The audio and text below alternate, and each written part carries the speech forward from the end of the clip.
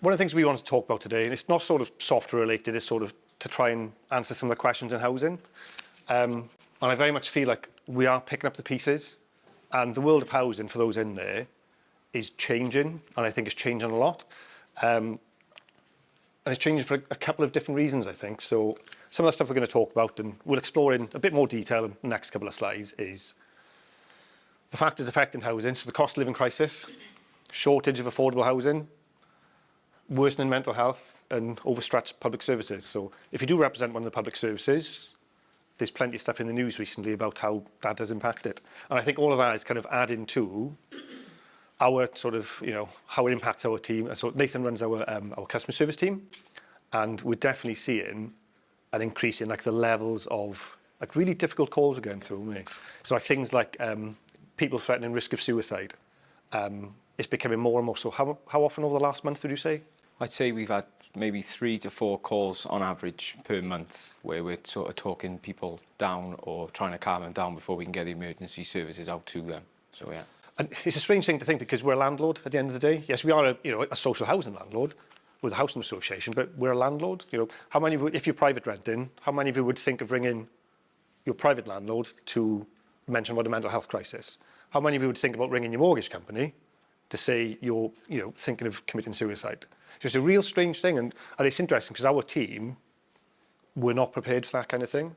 So towards the end of the presentation, we'll try and share a few things that we do. Again, we're not perfect. We'll try and share a few things. I think this is definitely going to fit into some of the tips that you're going to bring up. So we'll definitely be taking notes on that. Okay, so some of the factors in detail. 2021, 2022, 24% of people were in poverty. What that means for us in social housing is that those people can't really afford a property in those kind of traditional means. There's a nice graph on the side. The bottom line is, what's it say? So that's the wages index, and that at the top then is the cost of properties. So you can see that there's a real disconnect between how quickly the cost of properties are going up versus how wages are increasing. And so this gap there means that those people are probably going to fall into that social housing basket, can't afford to buy a property. I mean, who in the right mind can afford to buy a property these days? They're just starting out on the ladder. Private rented sector as well. Costs are going up there. I was talking with Adam. So Adam's one of our partners from Torfaen Council. And we've seen, there was a BBC report in 2022 compared to 2019 that said there's been a reduction of 49% in the number of stock for private rented sector. So over half of the private rented houses are going. Phil, we had a conversation earlier about kind of similar challenges you've kind of experienced. And anecdotally, since we've had the Rented Homes Wales Act come in, so everyone who's in housing at the moment will understand Rented Homes Wales been a complete pain in all of our bums to try and deliver. And in some local authorities, we've seen as much as 20% of a reduction in stock again. So a lot of landlords are saying, it's not worth the effort for us, we're pulling out. Which again means that for us, I think we build 200 properties a year, I think. But there's no way we can catch up with that demand, especially when the private rented sector is dropping by that much. So again, it's real difficulties for us in how we home those people. Mental health and the sort of worsening effects of mental health. So on the bottom left-hand side, for those in high-earning jobs, if you will, during, I think it was 2020, a officially commissioned report said that for those in high earnings, in brackets, their mental health worsened by 6.5%, which is quite a lot. But for those in low earning households, their mental health worsened by 39%. So it increased in 39% across the population of people experiencing poor mental health. So again, you kind of think, what's that got to do with housing? Once you kind of combine all these factors together, that is our client base. And that's the stuff that we are struggling to deal with on a day-to-day basis. Public services budget. NHS, I think they've said they spent £810 million on mental health services. The police about £1.2 million on mental health related stuff. And some of the figures that the Senate published said that the real cost is an estimated £7.2 billion per year to Wales for mental health issues. And that's across all the sectors. And for me, that was shocking when I saw that, £7.2 billion. And And I don't think any one service is equipped to deal with that. We're certainly not in housing. I'm sure in police is kind of the same as well. So some of this kind of stuff really kind of scared us, actually. And did we see the news article on, was it Tuesday? Yeah. So in the office on Tuesday, Nathan said, have a look at this. And it was the Met Police. They said they're going to cut, not in a way, they're going to cut the call-outs for mental health-related incidents. Now, they've said that makes up for 20 to 40% of their day-to-day work. And that just put absolute frighteners on us, because who's going to be picking up those calls? And I think that's one of the things that we're struggling with is, so I'm hoping you guys don't follow suit to that one. Please don't follow the shade. Yeah, if you can, have a chat. But I think that really kind of scared us. So we had an example recently. Do you want to just give a quick thing about one of the, like a real life case within the last week we had? It was last week, yeah. I think it's on the next slide, isn't it? It's the next slide, is it? Yeah. So this is James's story. James is a fake name that we made up, but this is based on an actual case. So. Yeah, so I won't read it word for word, but the call came in to one of our call handlers. She found herself in a very difficult position where James was struggling with his mental health. He was in a lot of debt. He was threatening to take his life whilst he was on the phone. His mental health, he said, was declining quite rapidly, but the difficulty she faced when she was talking to him is he doesn't like mental health professionals. There's been aggression towards them in the past, the GP and things like that. One of the reasons to sort of share his story was this one ended sort of positively with him saying to us, you know, he stood up his medication and things like that. He just wanted everything to end. The lady on the phone did a very good job, you know, and the police did respond. They got to the property, they managed to get in the property. And one of the things for me is just to sort of discuss maybe in the Q&A is what we're finding is we'll ring some forces and they'll say if the call meets the criteria, we're going to attend. And then we'll ring another force with maybe the same scenario and they will say, you don't meet our criteria, we're not attending, it's now a landlord thing. So we're getting a few calls like this where people may have weapons. You know, there's been incidents where people have threatened other people and things like that. And it's just sort of, in my head, our procedure when it comes to these type of calls don't match maybe external agencies, such as the police, the ambulance. So it's looking, how are we going to bridge that gap really to make sure that our criteria matches the police match, they're not going to be like for like, but how can we get past that scenario where we do have that person on the phone, our backs are against the wall with this type of call? You know, what do we do and how can we get that consistent approach into helping those people in this scenario, especially with the after support as well? So it's one of the biggest challenges the team are facing. And the other one, I suppose, which comes with that is closure. So if the police do say they're going to attend or the ambulance do say they're going to attend, we never get that information back, obviously with data protection, things like that. Completely understandable. But for that person taking that call, which on this occasion was 1 hour and 15 minutes, when we're trying to pass them through to the professionals to take over that phone call for us, it's being refused. And we're just sort of customer service bots who sit there and deal with the housing and tenancy management queries, but it's getting more and more frequent. Interesting thing with that case as well, I think that, I think James in this example actually contacted, was it the benefits office, I think? Yeah. Contacted the benefits office and he basically said that he's repeating his story to us on the phone that he went through with them, but nothing happened with that. So it was kind of a weird thing because, you know, they're a public service body, so they should, in my mind, have some kind of responsibility towards that, but they're sort of left on our doorstep to deal with. Like you said, the person who dealt with the call, we actually listened in. So to give you an idea of how much resources it takes, we had someone on the phone for 1 hour and 15 minutes. Nathan was listening in on a call. He then passed the call for me to listen in. So Nathan rang the police, rang the ambulance. We had to send some officers to the property as well, like housing officers, and all that kind of stuff adds up. So I think that's like the hidden cost of it. And you can see that stat for £7.2 billion. You can understand where it comes from because, and we're still having conversations today based on that case. So some of the things that, you know, kind of putting those pieces together, some tips that we've got that you may already be doing anyway, is making sure that information is recorded accurately. something we always say in housing, we can be quite slack sometimes. Oh, we've been to site, we sorted this, or we had a nice chat. I'm always conscious of, it's been in the news, all those kind of social services cases. And when they actually dredge through the records, there's been, quite clear evidence where housing professionals should have stepped in. So I think for us, making sure we record the right information, we're going to try and work, if we can, with the police to kind of understand that threshold and that criteria. We can give that to our team then, so we can have a little check sheet to say, right, we've tried this, we've asked these questions, we've done that. We can get an idea of, does it meet the threshold, yes or no? So that's something that we're going to be trying to work on. Prompt referral to specialists. I know the team, like Nathan's team, are all well versed in safeguarding referrals. I'm sure that's a big part of your kind of daily job. It really takes time, all that stuff does, but it's so important to make sure it's there and to get the right information done. Partnerships across organisations. I think it's something we do quite well in housing, I think. We've got our sort of MARAC boards and all that kind of cases, but I still think there's room for us to improve. Not on specific cases, but just on like that kind of general good practice. We had a talk yesterday with some of the colleagues from Orlo about how housing is quite a weird sector because we're never in competition with each other. In theory, the worse the world does, so mortgage prices go up, private rental sector goes up, we'll have a bigger customer base.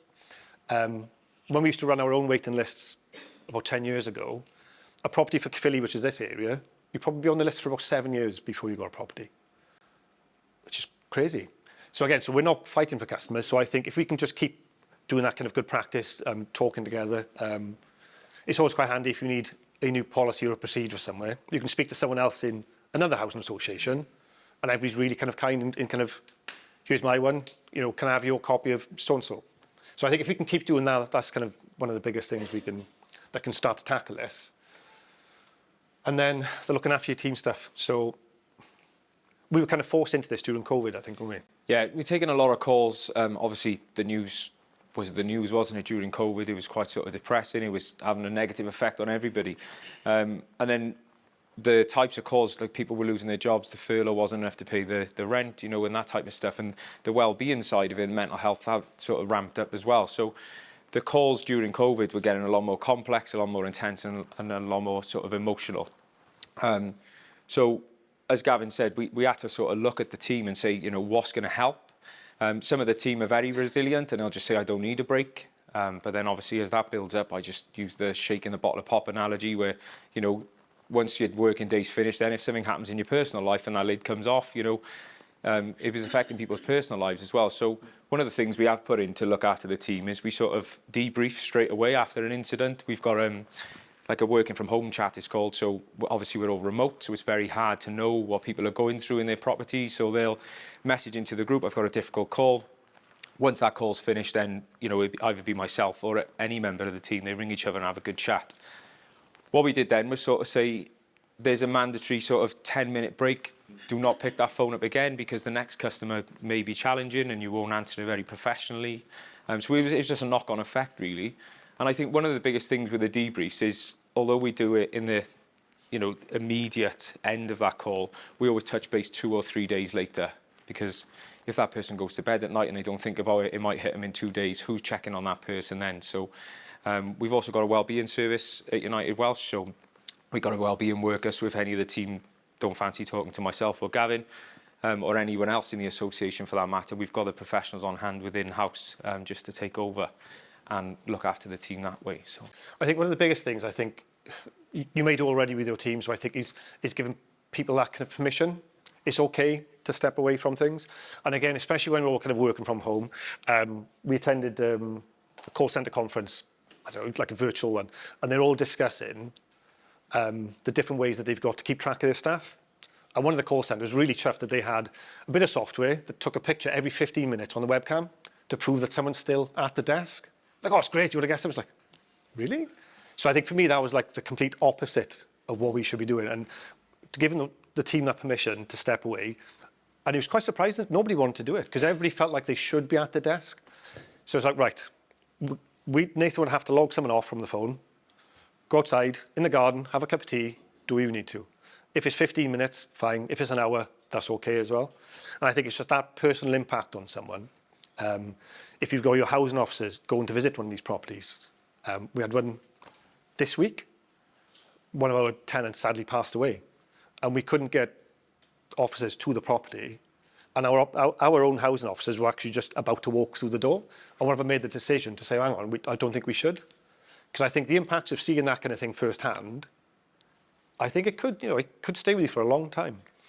So I think that's some of the stuff that we're doing in sort of our team. So we've got a couple of minutes as well. So I'd more than welcome anybody's suggestions, any tips you've got. We'll kind of take all that on board. But yeah, I think that's us really. Thank you very much. So, Can I have some questions? yeah, of course you can. Of course you can. Yeah, questions for Gavin and Nathan? You mentioned that scenario was on the phones. Do you have a different approach if you encounter that scenario on social media? Or do you do it the same kind of way? It's a tricky one. So we try as much as we can, but with some of the issues, because they're so complex, I think we're that comfortable yet doing that over social media. I think what it is for us is when that person's saying those things, the last thing we want for them is a delay. So we don't want to take the phone call and say, right, I'm just going to pop you on hold, check with Nathan if it's okay to do. Do you know what I mean? So we very much want to help that person immediately. So if that stuff is hitting us, that we want to try and get that response quickly, we may pick the phone up and just get a voice behind it. And because I think your emotion comes out on the phone, doesn't it? When you hear someone's tone of voice, you can calm them down. Whereas if it's black and white, especially some of my team, when they start it in black and white, it could be taken the wrong way. But it was something I was going to say with the debrief stuff. With that acts as like a bit of respite for some of the staff who take those calls. So if they're on the calls and they take that emotive call, they can just remove themselves and they can jump onto the Orlo platform, for example. They can do the digital side of the role to have a break from the phones. But yeah, it's a really good question, and it's something, like I say, if it does come through, it's whatever scenario is presented, really, we try and deal with it in the best way, and sometimes we do have to switch away from the digital methods and pick that phone up. I think some of the stuff where that comes in really useful is the sort of the domestic abuse cases, because someone doesn't want to be sat there on the phone going, oh yeah, I'm experiencing this stuff. Whereas someone could sit and just type a few messages. It looks like you're on social media, there's a website, it looks like you're on United Welsh's website. Oh, I'm just chatting about my rent. Oh, okay, cool. So I think that's some of the stuff that we're yet to explore, and so I think we probably need to feel more comfortable in that kind of stuff. Like our instant reaction is, boom, pick up the phone, emergency services. So I think for us, it's kind of understanding that. And as people get more digitally competent, I think we'll see more and more of that stuff come through. So I think that's definitely something for us to kind of get our structures in place, how we deal with that then. Great, thank you. Loads of questions. Yeah, back row.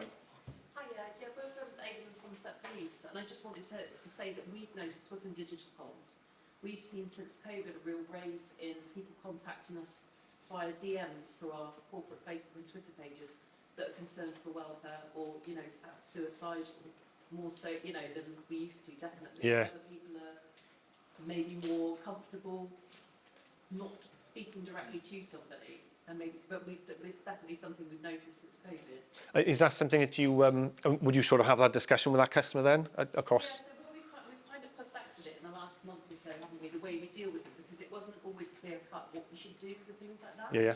So what we basically do now is that we will respond to the person depending on what's in the body of the message, ask them for more information, so maybe, their name, location, try and get them to respond. But if we don't get response in 5 minutes, then we will then directly contact the control room, and then the comm supervisor will assess whether a log needs to be opened or created. They might come back to us and say, can you go back to them asking for this, or what have you? And we've had quite success with that.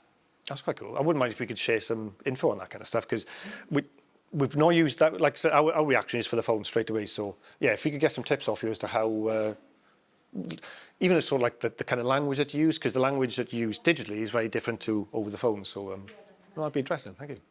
Have you actually trained your agents in special techniques on that then? Because that's quite, I think a lot of people generally try and take that to a phone call.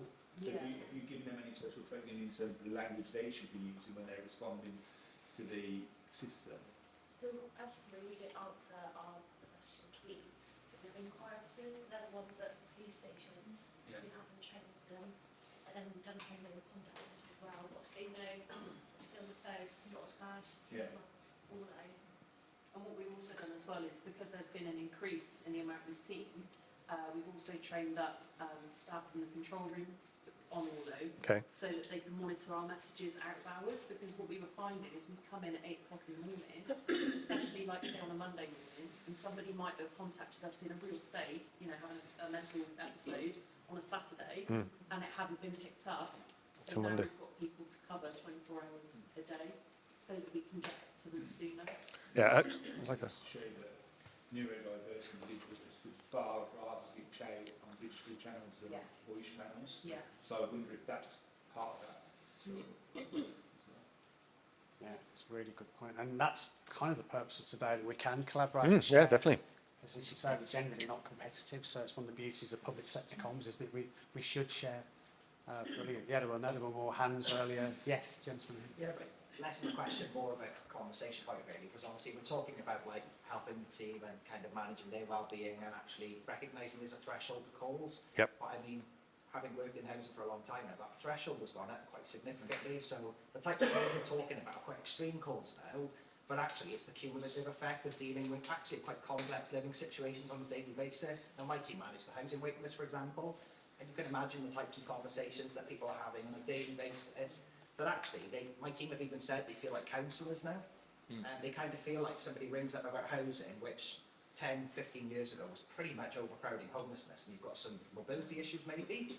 But now it's turned into, you're taking on somebody's entire life in one phone call. They're now going to tell you about the dynamic relationships with the family they're living with, the neighbour, and the other issues around their mental health. And actually, you're taking on a lot more now. So I welcome the process around those debrief options, but I wonder whether there's almost a perfect storm brewing in terms of that home working, the post-pandemic way that we operate now, that actually processes themselves aren't enough, because my team's natural debrief was sat next to one another prior to the pandemic, and it was that offload and natural event that occurred in the day-to-day, and you can't replicate that virtually, no matter how much we try. Yeah. So yeah, I'm just kind of open to thoughts really on how we go back to not necessarily the way we were, but something different than what we're currently doing. Yeah, some of the stuff we did just off the back of that was people were saying to me, you know, I haven't got someone to talk to, they're not sat next to me, I can't reach out to my colleagues. So we moved our team meetings from every 4 weeks to every 2 weeks. We opened up a virtual canteen, so every Wednesday there's a virtual canteen that people from the customer engagement team, because we're a bit wider than customer services, they could all jump in. We sort of do customer service lunches and things like that, but they're virtual, and don't get me wrong, we go in there not wanting to talk about work, but sometimes it's the only thing you have in common, isn't it? So yeah, things like that, just sort of thinking outside the box helped a little bit, and just bringing those people together fortnightly and just saying, right, this is a catch up, but it's a team meeting. No, it's not. Talk about what you want. And then it just sort of led on from there, really, and they're still in place today. But you're definitely right. We've definitely had to engineer and sort of force those reasons to talk. Whereas it would have happened, oh, you never guessed the call I've just had. Or even just like if you're on that call, somebody can hear it next to you. And like at the start, our teams didn't know how to handle that, so they would be in isolation. They'd finish the call, and then they just with their own thoughts then about what's happened with this person. So yeah, we've definitely got to force those situations to, you know, reasons to talk. So it's quite a difficult one, and I just think you've just got to be careful, because the ones who actually say they're struggling are the easiest ones to tap into. I'm one of those that is fine all the time. Fine. During the pandemic, I've got to be honest, I went through quite a dark time at one point, and I was like, I can't carry on working in this way. But I won't ever tell you that. Yeah. So like I say, it's about having processes that actually bring those in, that are telling you everything's fine, because they're actually the most at risk, I think, of slipping into something much darker. A lot of some of our team, because we're quite relaxed at United Welsh, so we've got if you want, you can have your camera on, you can have the camera off. We talked earlier with someone, and some of their teams only sort of converse in chat because they're not comfortable to come on camera, and that's really difficult to pick up. That kind of stuff. Like, you can be sat next to someone and you can see in their face if they're not right or if they're off for the day.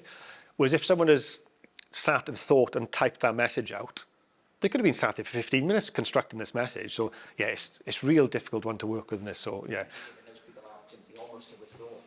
Yeah, like I say, I don't know what the answer is, but like I say, you're almost enabling people to become a bit more withdrawn, which actually in itself is safer and it's easier to do. But like I say, in some ways, it's almost healthy having been together. And Yeah. like I say, the pandemic has almost breeded like this new behaviour for me, and it's concerning. Yeah. Like I say, I don't think we're seeing the impact now. I'm scared of what 5 and 10 years time will look like. Yeah.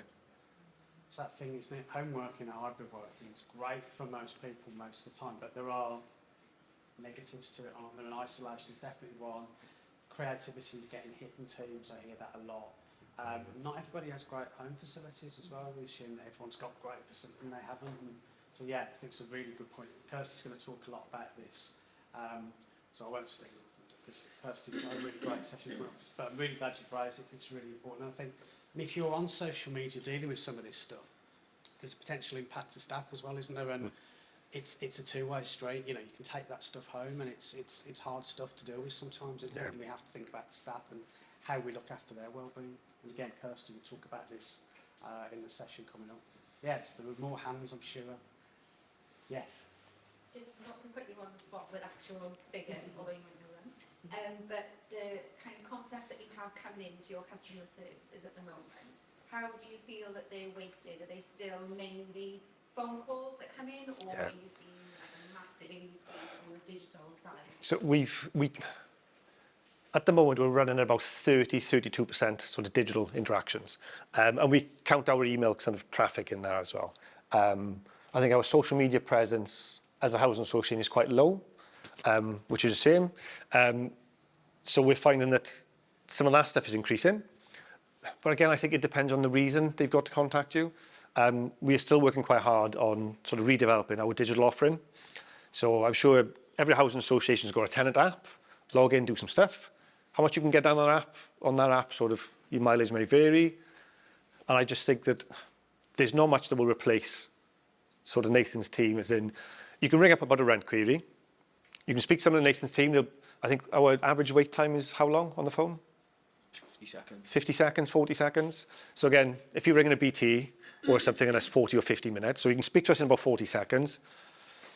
You can ask about your rent query. You can talk about where you went on holidays last year. They'll ask you some nice questions and some, only like a 2 or 3 minute conversation.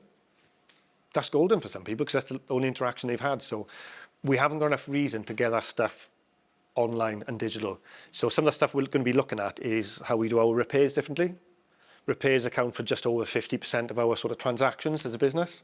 So at the moment, you go through the app, you press some buttons, you diagnose what it is, and it sends an email to someone. So they log on the system, might have to ring you back with an appointment. I think until we can get the whole process online, where you can pick a delivery slot, if you will. I want to do this at this time, click, done. That then will be your message or your vehicle for communication. But at the moment, it's more convenient and probably quicker to speak to someone in his team and just go, use my stuff. Oh, by the way, can you help me with a rent query? Yeah, of course we can. So I think that's the biggest challenge for us, is that we've got to make that digital offer appealing. Again, using the platform that we've got through Orlo, it's quite easy for our team to receive a message from Twitter and reply to it back through Twitter. So all that stuff is great. I think email is on the roadmap, I think, at some point. So once we get all that in one place, it should make our lives a lot easier. But yeah, I think giving our customers reasons to interact with us digitally is a big thing. And just saying that we've got a tenant app, you can check your rent balance. It doesn't really cut her anymore, I don't think. What you're trying to say is we're too good on a phone. Yeah, honestly it is, because it's hard to, our bosses are just there, so I make a note. But yeah, so I think that's the only thing I'd say now, really. Brilliant. I think we've got time for maybe one more. Could you have a hand up, Kirsty? I was just going to ask, you said you have like a wellbeing officer, I think, who people can go to if they don't want to talk to you directly. But do you offer any like counselling, like access to counselling? Yeah, so that's through our occupational health service. There's also, we've got like an independent phone number that's given to staff. It's a confidential service, and they can give those guys a call if they feel they need to as well. So, yeah. We've recently developed our coaching network. So as a business, we've put, probably like 8 people through their coaching qualifications. I think different people at various stages. So our coaching network, once upon a time, was, it's going to sound awful saying it, but 3 middle-aged white men. So we didn't really hit many demographics on that. So our coaching network now is a lot wider. And so maybe not just from the well-being side of things, but quite often you can catch with coaching stuff before it gets to a well-being issue. So I think that's kind of made a lot of good inroads. I know there's lots of people using that kind of coaching network. Everything from sort of, I don't know, professional development, stuff at home, thinking things through. So that's worked kind of well for us as well. Yes. Hello.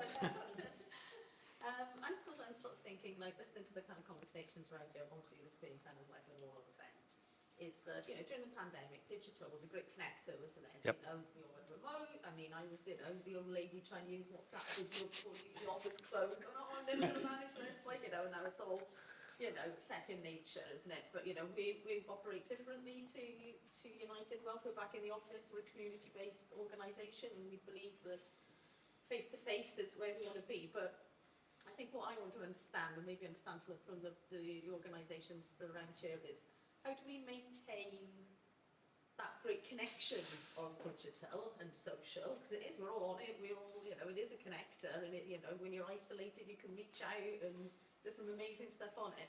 But then also make sure that there is still value in conversations, there is still value in face-to-face and human contact as well, and making sure that we're using the right channel for the right needs. I think it's a balance there. I think it's a balance. And one thing we found with, when we roll out web chat as an example, like the traditional thing is you roll out web chat and your phone calls go down and your digital chats go up. We didn't see that at all. So what we did see is that our phone calls stayed the same, but our number of chats went up. So, you know, we've got a room full of people. No one is going to be sat in this room now on the phone to their landlord sorting out the rent payment. But you could be sat, like I just saw Gemma on the phone at the back there. She probably put a little thing into her landlord asking some questions. So that's what we found with the digital stuff, is that we've opened it to a different customer set. So we've still got customers who value that conversation face-to-face, but some people just can't fit that into their lives. I don't know, people might work in a factory. A lot of places still have the old-fashioned thing, put your phone in a locker between those hours. Whatever it might be, again, as an association, we're not that flexible as far as our opening times. Open at 8:30, we close at 5. We're not open on a Saturday. So by the time I finish work, everything is closed. So we're finding that those customers who've gone there will actually send us those messages during the day. And I think it's important for us then to try and respond digitally, because there's no point us ringing them back, because that's why they've sent us a message. So I think that's the balance for us, is trying to find the different customer base. And again, if we can get more people realise our digital offering is better, we should see a migration. But we've definitely not seen one go down and the other go up, I think. So, yeah, a different customer base, I think, is what we found. Really quick, kind of aligns to what Emma has said. How well do you understand both your staff and your customers and how they actually want to interact? So are we making assumptions about what both staff and customers want in terms of how they choose to interact with each other and interact with the organisation and with sort of digital media platforms as well? Because for me, there's a little bit of a danger of reinforcing. We've gone to a culture of home working. Yep. How many people really have that as their true preference? And we're missing out on that human interaction, and we're reinforcing more isolation. We did a digital campaign, didn't we? Before there was a digital launch of the app and things like that. And when tenants were calling us, we were actually asking, you know, what's your preferred method of communication? Is it sort of a mobile phone number? Is it an email? Do you use Facebook, Twitter? So we actually logged that on our CRM. So you could have the priority number, the contact as an email. You could have the priority as a phone. So we gave the option for that for the customer when they were calling in. From the staff point of view, you know, you're right in what you're saying, where some people like talking on the phone, some people don't, some people like the emails and things like that. So I think in our team, the best sort of answer really is we just do a rotated basis. So the team will go digital. Some people are on digital communication some days, some people are on phone communication, some people are on face-to-face in reception. And it runs on like a 4-weekly basis. But we did ask we ask the customers when they call in as well, especially with the renting homes now as well. How do you want to be contacted? Do you want it digitally? Do you want it via letter and things like that? And we can actually put flags on our accounts as well to say if a particular customer does have a certain communication preference, we can flag it on the account to ensure that they do receive that letter in Welsh and not a phone call in English, for example. I think we're quite closely connected to our team, our staff team, just because we put the effort in. We make those excuses to speak to those people. So we've got quite a good idea, because some of the team are always in, some of the team will never see, and that's fine. Some of the team will mix and match. As far as our customers, though, I think in housing, we're probably the same as a lot of other associations. We've got lots of data, big, huge gold mine full of data, but it always feels like we're going at it with like a plastic spoon, because it tells so much, but we're not to that point, because I think in housing, we're kind of constantly kind of in crisis mode. So always putting out fires, but we never got a chance to look at the data. So what we should be doing, and it's part of our sort of customer insight plan over the next kind of few years, is we've got records from our housing system. We've got records from a telephone system, emails, visits, our repairs operatives going out, all in separate pots of stuff. And we should just be lumping it all together in one and building up that digital picture then. So we should be quite quickly be able to profile 20% of our customers are this. Like, I could never tell whether we should be staying open till 8 in the evening for our phone service, because we haven't got that information. So I think that's the next step for us, is to look at all the information we've got and then try and plot that against our needs. So yeah, it's not something we're doing properly at the moment. The stuff that Nathan mentioned is a source of data for us to feed into it. So I think when we sent our contracts out, our rented homes contracts, I think we sent about 1/6 of our contracts out digitally. And that was, so we'd send someone a link and they had to go in and physically grab the document, and those people, so 2,500 people said, yes, please, I'd like a digital, but only about 1,200 of those people actually picked up their contracts digitally. So then we had to put the other 1,500 into the post to send out. So about 1/6 is our latest sort of stuff. And we spent a fair bit of money making outbound calls, asking our customers, would you like this digitally? And we still didn't get to the bottom of it. And I think we put, how many hours? Hundreds of hours of overtime into trying to collect that data. So difficult. So yeah, so about 1/6 at the moment is our closest guess anyway.